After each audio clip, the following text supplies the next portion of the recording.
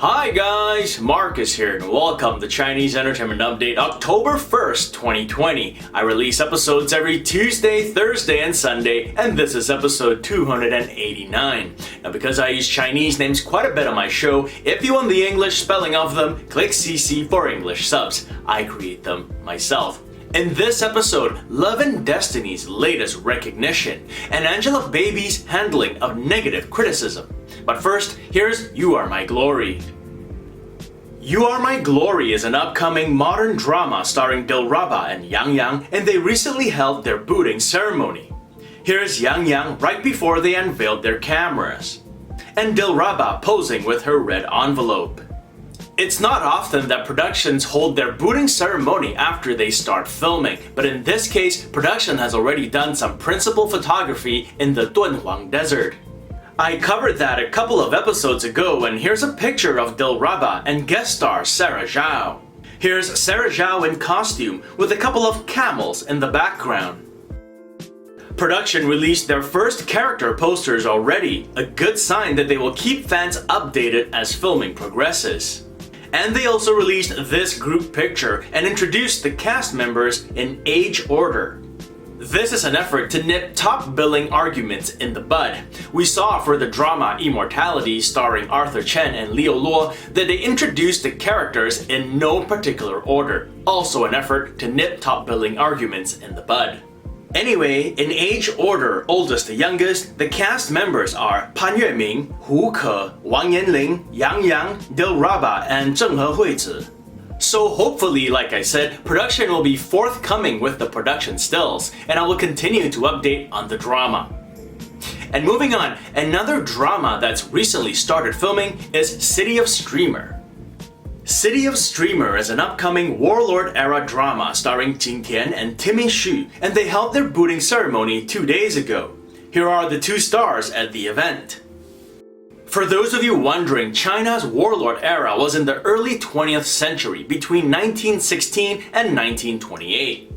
City of Streamer follows a tutor played by Jing Tian who gives lessons to the influential Rong family's young master played by Timmy Xu. The twist, she's not really there to tutor him but to exact revenge on his family for their evil doings years ago. The retwist, and a fully expected one, she falls in love with him. Fun fact about Jing Tian, she played a machine gun-toting scientist in Kong Skull Island, the 2017 movie about King Kong. Timmy Xu has recently gotten a surge in mainland drama roles, including his most recent Midsummer is Full of Love with Yang Chaoyue. More updates on City of Streamer as they provide them. And now here are a couple of costume dramas that have officially announced an October premiere. The Moon Brightens For You is an upcoming costume drama starring Ellen Yu and Fair Sing, and they've announced an October 6th premiere. The drama follows the wuxia love story between the unruly and flirtatious Ling Fang, played by Ellen Yu, and the naive but intelligent Zhang Qinghong, played by Fair Sing. The two share experiences, grow together, and eventually journey towards becoming leaders of the pugilistic world.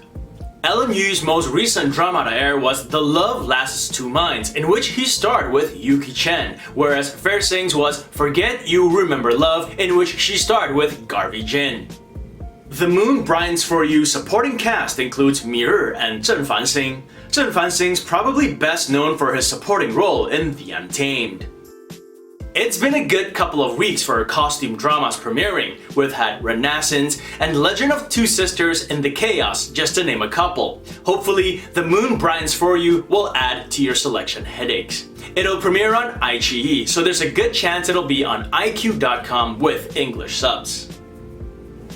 General's Lady is an upcoming costume drama starring Caesar Wu and Tang Ming, and they've announced an October 9th premiere.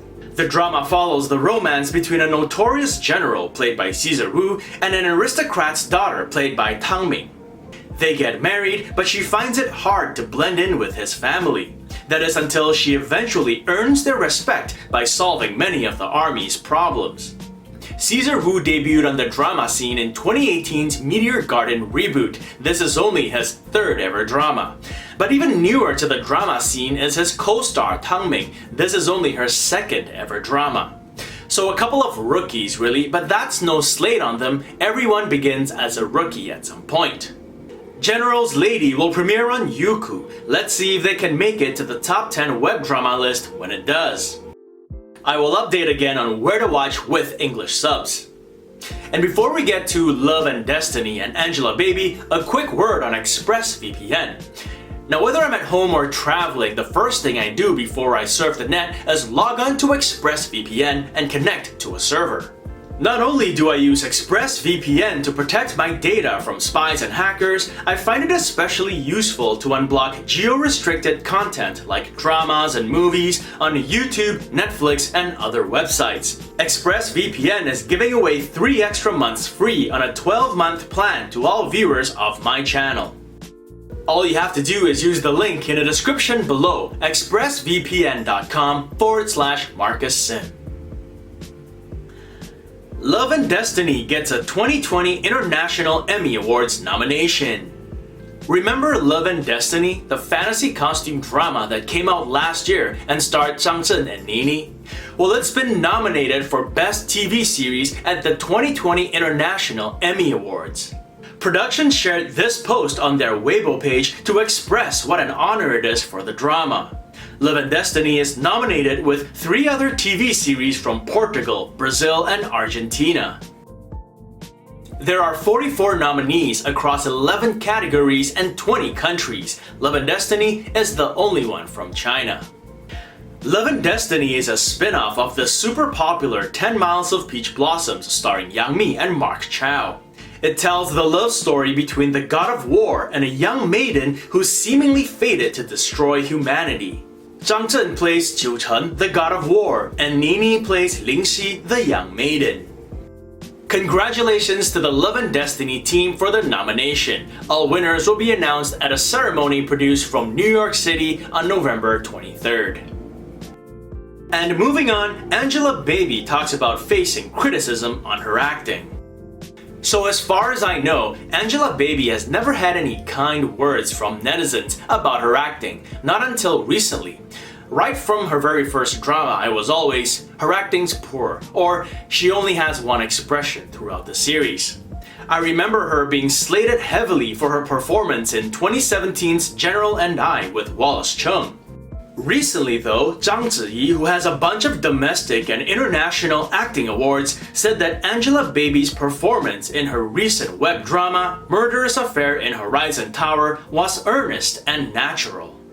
Personally, I haven't seen that many of Angelababy's dramas. I've seen more of her movies, and I don't think she's as terrible as many people make her out to be.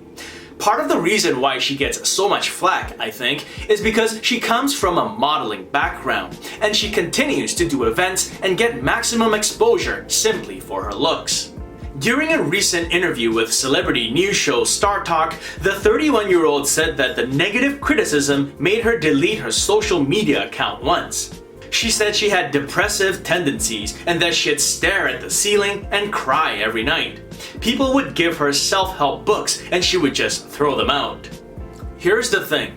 If it matters so much to her what people say about her acting, why not focus in on that problem for now?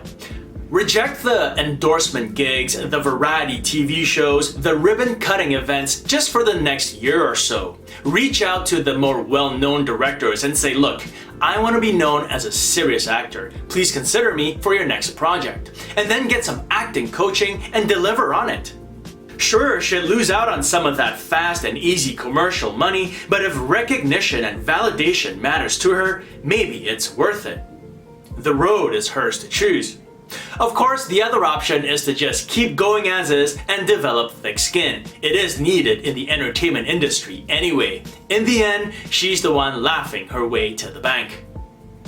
And that's it for this episode. This show would not be possible without your support, so I thank you all for watching. If you enjoyed it, do subscribe and don't forget to hit that notification button for more updates. If you'd like to contribute, check out my Patreon page where for $1 or more a month, I'll answer one of your questions at the end of one of my YouTube episodes.